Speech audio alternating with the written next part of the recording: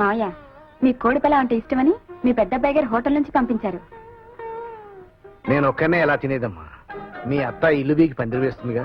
మీ ఒక్కరికే కాదులేండి, ఇంట్లో అందరికి సరిపడా పంపించారు. అందరి భోజనాలు అయిపోయాయి. అలాగా? మీరు తినండి. వాసన, కోడి వాసన, కోడి పరావు వాసన. అక్కో అక్క, బావో బావా, సరిగ్గా సమయానికి వస్తావు.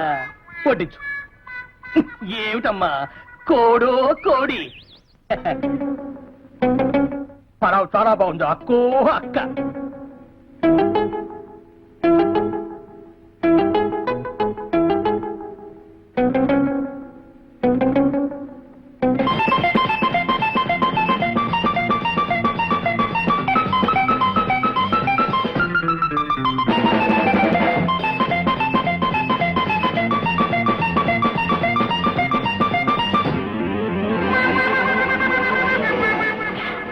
పరావు చాలా బాగుంది. కోడో కోడి.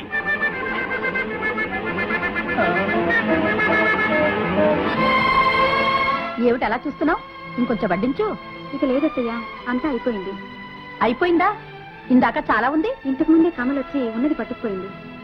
అయితే మటుకు నువ్వు ఇంకా తినలేదుగా, నీకోసం అట్టి పెట్టుకున్నది తీసురా. పాప, నా తమ్ముడికి కోడి పొలావ్ అంటే చాలా ఇష్టం. చిన్నప్పటి నుంచి అంతే. నా కోసం ఏమీ అట్టి పెట్టుకోలేదు అత్తయ్య, లేకపోతే మీరు చెప్పకుండానే తెచ్చి వడ్డించేదాన్ని. ఆ మాట ముందే చెప్తే నేను తినకుండా ఉండేదానిగా. మీ ఆయన కోసం అట్టి పెట్టిన తీసుకురా. ఆయన తనకు అట్టే పెట్టొద్దని చెప్పారు.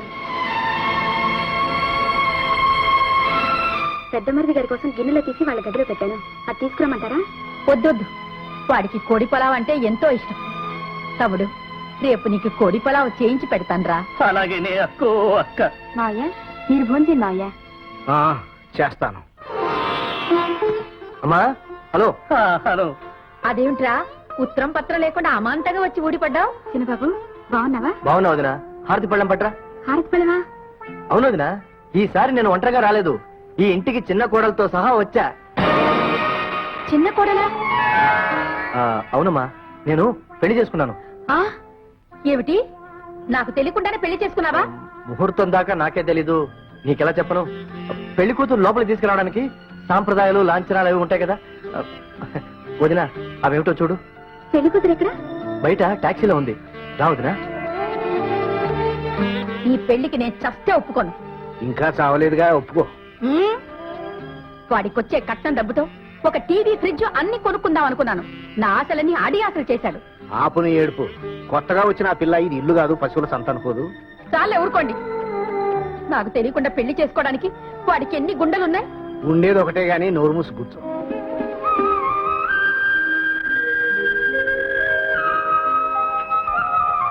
కుడికాయలు ముందు పెట్టిరామ్మా.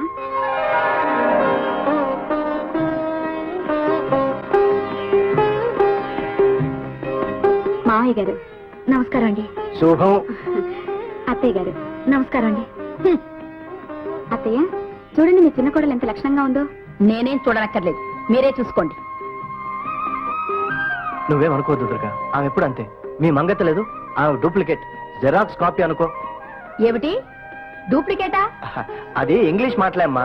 దుర్గకి మంగత్ అని ఒక ఆమె ఉంది, చాలా ఉత్తమరాలు, పరమ సాధు.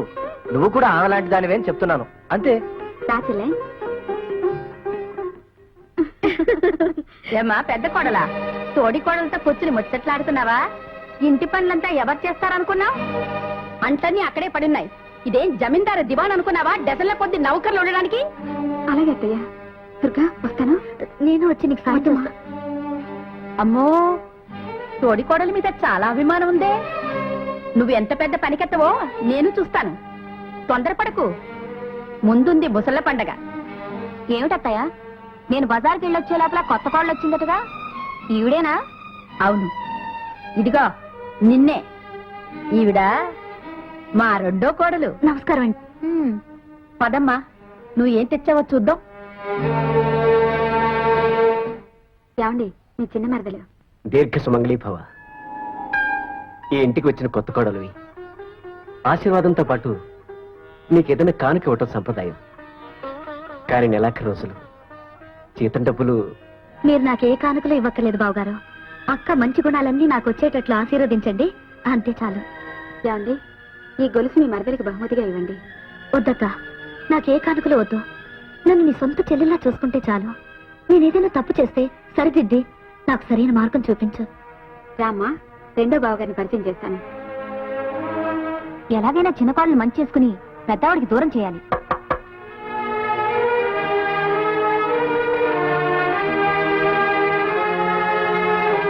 చిన్న కోడలు మీ ఆశీర్వాదం కోసం వచ్చింది. మరదలకి ఏమైనా కానికివ్వండి. అవునవును. తీసుకో చెల్లాయ్, తీసుకుని నీకు ఇష్టం వచ్చింది ఏమైనా కొనుక్కో. తీసుకోమ్మా, పెద్దవాళ్ళు ఇచ్చినప్పుడు తీసుకోవాలి. తీసుకో. పెద్దబాబు గారు ఆశీర్వాదం తీసుకున్నావా? ఏమిచ్చారు కానుక? ఆశీర్వాదం అంతేనా? అవునులే, ఖర్చు లేని పని. అయినా అంతకన్నా ఏమిస్తారు? ఆయనకు వచ్చే జీతమే అంతంత మాత్రం. నేను త్వరలో మా కొత్త ఇంట్లోకి మారిపోతున్నాం. అప్పుడు నువ్వు మీ ఆయన ఈ గదిలో ఉండొచ్చు. మీరు కొత్తింటికి వెళితే అత్తయ్యని మా ఆయన కూడా తీసుకెళ్తారా? సరే, ఏదో సామెత చెప్పినట్టు రామేశ్వరం పోయినా శనేశ్వరం తప్పలేదని ఈ ముసలాడు తద్దినం మాకెందుకు? మీరు మాట్లాడుతుందండి, మా అయ్యగారికి భోజనం వడ్డించేస్తాను. చూడు చెల్లాయ్, నువ్వు పొద్దున్నే నిద్ర లేవగానే నా గదిలోకి వచ్చే. ఇక్కడే కాఫీ తాగి హాయిగా కబుర్లు చెప్పుకుందాం. లేకపోతే ఆ పెద్ద కోడలు గారు ఇంటి చాకరీ అంతా నేను ఎత్తిన వేస్తుంది. వస్తాను బాబు గారా. చూసారా, నేను చెప్పింది వినిపించుకోనే లేదు. ఏమే, మన పడకలు వరండాలవి. వరండాలో నా ఎందుకు? ఎందుక? కొత్త దంపతులకు శోభనానికి గది కావాలిగా. శోభనమాగి ఎవరమా? మీకేమైనా మర్చిపోయిందా? అక్కర్లేదు అత్తయ్య, వాళ్ళకు మా గదిలో ఏర్పాటు చేశాను. చాలా గొప్ప పని చేసావులే. నానా నానా, ఓ గుడ్ న్యూస్, నాకు ఉద్యోగం వచ్చింది. చాలా సంతోషం. అమ్మా, నేను కాపురం పెట్టేదాకా దుర్గని ఇక్కడే ఉండేవండి. అలాగే, వెళ్ళిరా. వస్తానమ్మా, వస్తానన్నా.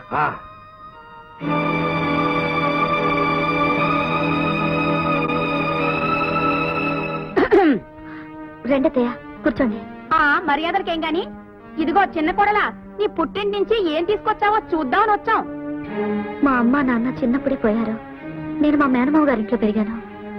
ఓహో, పుట్టగానే తల్లి తండ్రిని టపా కట్టించేస్తున్నారన్నమాట. మా అమ్మ నాన్న లేని లోటు ఈ ఇంట్లో మీరు తీరుస్తారన్న ఆశతో వచ్చాను. అబ్బో, కవిత్వం కూడా చెప్తుందమ్మో. నువ్వు కాస్త నేర్చుకో. నాకు చేత కావాలండి ఈ ఇచ్చకపు కబుర్లు. ఈ చైన్ తీ చూద్దాం. ఇది గోల్డా, రోల్డ్ గోల్డా? ఏది, నన్ను చూడండి. ఇదేదో నకిలీ సరుకులా ఉంది అత్తయ్య. నా నగలు చూడండి, చేయించి ఎన్ని రోజులు అయినా ఎంచక్క మెరిసిపోతున్నాయా? ఇవి మా అమ్మ నగలు. తను చనిపోతూ మా మావయ్యకి ఇచ్చిపోయింది. ఓహో, ఏది ఆ పెద్ద ఏమో చూడండి.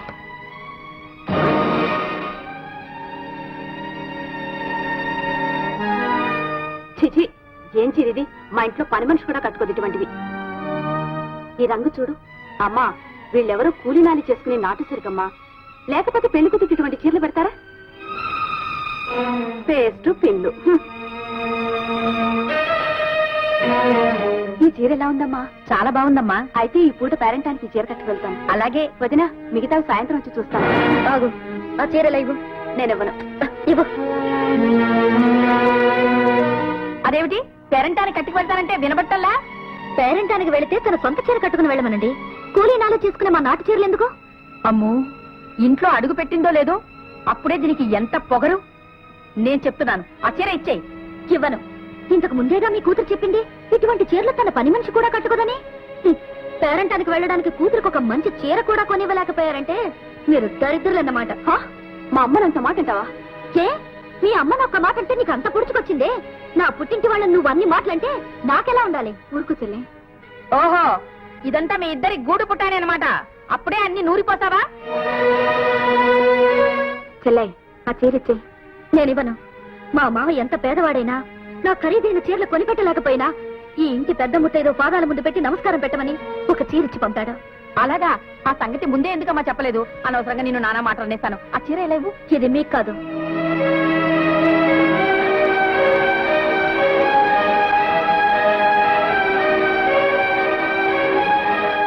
అదే చెల్లె, పెద్ద అత్తగారుండగా ఇది నాకెందుకు ఇచ్చా? నేను ఇంటికి ఎంతో ఆశతో వచ్చాను. అత్తగారిలో మా అమ్మను చూసుకున్నామని అనుకున్నాను. మా అమ్మకి ఈమెకి అసలు పోలికే లేదు. ఈ చీర ఈమెకి పెడితే మా అమ్మ ఆత్మ క్షోభిస్తుంది. విన్నావమ్మా, ఈవిడి వ్యవహారం చాలా దూరం పోతుంది. ఉండు, నేను పేరెంటానికి వెళ్ళొచ్చి నీ పని చెప్తాను. ఆగు, ముందా చీరలన్నీ మడత వేసి మర్యాదగా పెట్లో పెట్టి వెళ్ళు. నీ ఇంట్లో లాగా ఇక్కడ పని మనుషులు ఎవరు లేరు. ఆమెను వెళ్ళని. నువ్వు ఉండకయ్యా. నువ్వు పేరెంటానికి వెళ్ళాలంటే ముందా పని చేసి వెళ్ళు. నా ఇంట్లో నా కళ్ళ ముందే ఇంత అధికారం చలాయిస్తావా? నీ ఇల్లు నా ఇల్లు అన్నది కాదు ప్రశ్న. మర్యాద అన్నది ఇచ్చి పుచ్చుకోవాలి. ఆ ఊరికి ఈ ఊరు ఎంత దూరమో ఈ ఊరికి ఆ ఊరు అంతే దూరం. అమ్మో, ఎంత గడుసుది పిల్ల. ఉండు, ఆయనతో చెప్పి. నువ్వెక్కడికి? ముందా చీరలు తీసి మడతవై. చిన్నదినా పెద్దదినా ఆ పప్పులేం ఉడకవు. నేను చెప్పిన పని చెయ్యిందే ఇవాళ నిన్ను పేరెంటానికి పోనివ్వను.